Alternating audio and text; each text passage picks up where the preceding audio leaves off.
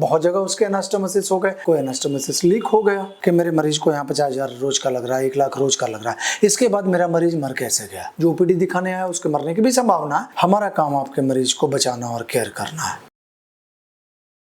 नमस्कार दोस्तों, मैं हूं आपका अपना डॉक्टर मुकेश कुमार। आज मैं चर्चा करूंगा कि एक आईसीयू स्पेशलिस्ट डॉक्टर, एक इंटेंसिविस्ट को क्या क्या दिक्कतें आती हैं आईसीयू में और वो अपने रोज के प्रैक्टिस में क्या क्या परेशानियां झेलनी पड़ती है। क्योंकि आप लोगों में से बहुत सारे लोग जो है ना, शायद इस डॉक्टर के बारे में जानते भी कम होंगे, इस डिपार्टमेंट के बारे में कि भाई एनेस्थेसिया एंड क्रिटिकल केयर या फेलोशिप इंटेंसिव केयर करके कोई इंटेंसिविस्ट क्या होता है। इंटेंसिविस्ट एक आईसीयू स्पेशलिस्ट डॉक्टर होता है। आईसीयू आपको मालूम है कि इंटेंसिव केयर यूनिट होती है। इंटेंसिव केयर यूनिट में जहाँ पे पेशेंट, सबसे सीरियस पेशेंट को रखा जाता है, मतलब जो लगभग मरने वाले पेशेंट हैं या जिनको बचाने के लिए 24 आवर्स डॉक्टर उनके आसपास हों, सारी नर्सिंग स्टाफ की टीम आसपास हो, सारे equipments and life support system, मतलब ventilator, cardiac monitor, infusion pump, suction machine, आप जितने तरह के लाइफ सपोर्ट सिस्टम समझते हैं या जानते हैं, वो सब जहां जिस यूनिट में होता है, जिस रूम में होता है, उसे इंटेंसिव केयर यूनिट कहते हैं। मतलब वहां पे जो भी मरीज हैं उनके मरने की संभावना बहुत हाई है और उनके जान को बचाने के लिए एक इंटेंसिव कोशिश की जरूरत है। पहली बात तो है कि आईसीयू के डॉक्टर्स की इतनी मरीज के रिलेटिव के साथ इतनी जान पहचान, या जिसको हम मेडिकल टर्म में रैपो बोलते हैं, वो होता नहीं। क्योंकि उनको तो कोई कार्डियोलॉजिस्ट, नेफ्रोलॉजिस्ट या अलग अलग डिपार्टमेंट के लोग जब उनकी कंडीशन खराब होती है तो उनको ला करके डाल देते हैं और फिर जिम्मेवारी आती है कि भाई ये लो, ये मरीज इतना सीरियस है, इसको वेंटिलेटर पे डालो, बाईपैप पे डालो,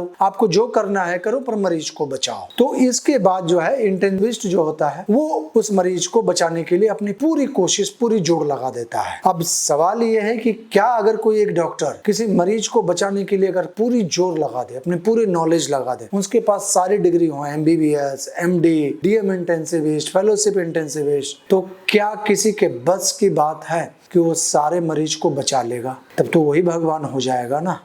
अब ये है क्या कि एक इंटेंसिविस्ट, आईसीयू स्पेशलिस्ट के डॉक्टर के कंधे पे रहती है कि आप इस मरीज को बचाओ। उसका कोई भी ऑर्गन फेल हो सकता है। अधिकांश मरीज जब लास्ट में सिंक करने लगते हैं तो उनका एमओडीएस, मल्टीपल ऑर्गन डिस्फंक्शन सिंड्रोम में जाते हैं। उनका लीवर, किडनी, हार्ट सब जवाब देने लगेगा। और इस स्थिति में एक सबसे दिक्कत की बात क्या आती है, मरीज के रिलेटिव कभी ये मानने को तैयार नहीं होते। उनको अंदर से फील ही नहीं होता कि हमारा मरीज मर भी सकता है। मरीज के रिलेटिव ना हर चीज को, एक तो सबसे पहली बात है पैसे में तौल कि मेरे मरीज को यहाँ 50,000 रोज का लग रहा है, 1 लाख रोज का लग रहा है, इसके बाद मेरा मरीज मर कैसे गया? तो भाई अगर बहुत ही सीधा, सपाट और सिंपल शब्दों में अगर बोलूं तो भाई यहाँ जीने कौन आया है?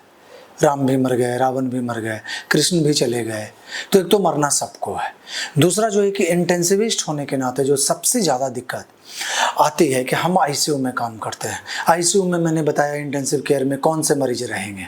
वही रहेंगे कि जिनकी हालत बहुत खराब होगी, जिनका कोई सर्जरी हुआ है, उस सर्जरी में उनके हालात बहुत खराब हो गए, या बहुत बड़ा सर्जरी है, किन्हीं का लंग्स फेल हो गया, किसी का हार्ट फेल, किसी का किडनी फेल, किसी का लीवर फेल, यही रहेंगे ना इंटेंसिव केयर में। सर्दी खांसी वाले तो आएंगे नहीं। सवाल ये होना चाहिए कि क्या मरीज डॉक्टर की गलती से मरा? क्योंकि ऐसी तो कोई दवाई अभी तक अमृत बना ही नहीं जिसको हम देते जाएं और मरीज मरे ही नहीं, और ऐसी कोई दौलत की भी कोई मात्रा नहीं है कि जिसको खर्च कर देने के बाद मरीज मरे नहीं।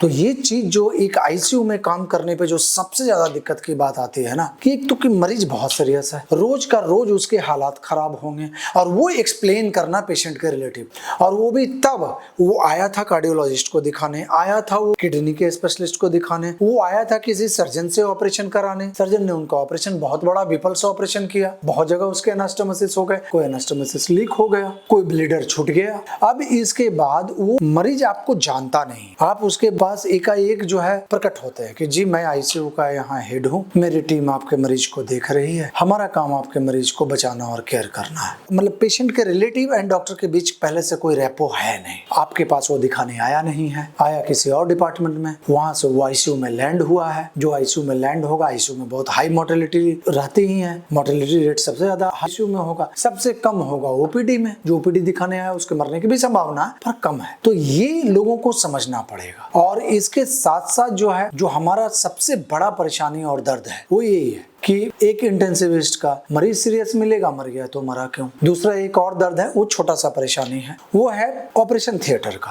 आज जो आप इतने लाखों लाख ऑपरेशन और 99.999% ऑपरेशन में मरीज को जिंदा बाहर निकलते देख रहे हैं, वो किसी सर्जन की काबिलियत नहीं है, वो वहाँ इंटेंसिविस्ट और एनेस्थेटिस्ट की काबिलियत है। और उनको पढ़ाया ही इसीलिए गया है, डिग्री भी इसलिए दी गई है। जैसे कोई बड़ा सर्जन है वैसा ही कोई बड़ा इंटेंसिविस्ट है, तो उनकी डिग्री, उनकी पढ़ाई, उनकी सारी ट्रेनिंग तो इसी पे हुई है, तो जान बचाना ही उनका काम। लेकिन जो सर्जरी के बाद मरीज के मोर्टेलिटी रेट, डेथ का रेट जो कमा है पिछले 100 सालों में अगर आप देखेंगे तो उसमें एनेस्थेसिया और इंटेंसिव केयर का बहुत बड़ा रोल है। पर इसमें एक सबसे बड़ी परेशानी की बात क्या है, मरीज अगर मर गया, सर्जन की भी एक बहुत परेशानी की बात, अगर हमारी गलती से मरीज अगर मर जाएगा इंटेंसिविस्ट की गलती से ऑपरेशन थिएटर में, तो भी रिलेटिव पकड़ेंगे सर्जन को ही, क्योंकि वो सर्जन को जान रहे हैं कि वो सर्जन सर्जरी कर रहा है। दूसरा एक सबसे कॉमन बात क्या है, मरीज किसी कारण से मर सकता है जिसमें एक इंटेंसिविस्ट का कोई गलती ना हो, लेकिन अगर ओटी में मर गया तो सर्जन ब्लेम करेगा एनेस्थेटिस्ट को। तो ये एक इंटेंसिविस्ट जो है, आप ये कह सकते हो कि पर्दे के पीछे का एक बड़ा डॉक्टर होता है, जिसको अभी नाम पहचान शायद अभी उतना नहीं मिला है, स्पेशली थर्ड वर्ल्ड कंट्री में, India and Asia, south east Asia में, एशियन सब कंटिनेंट में।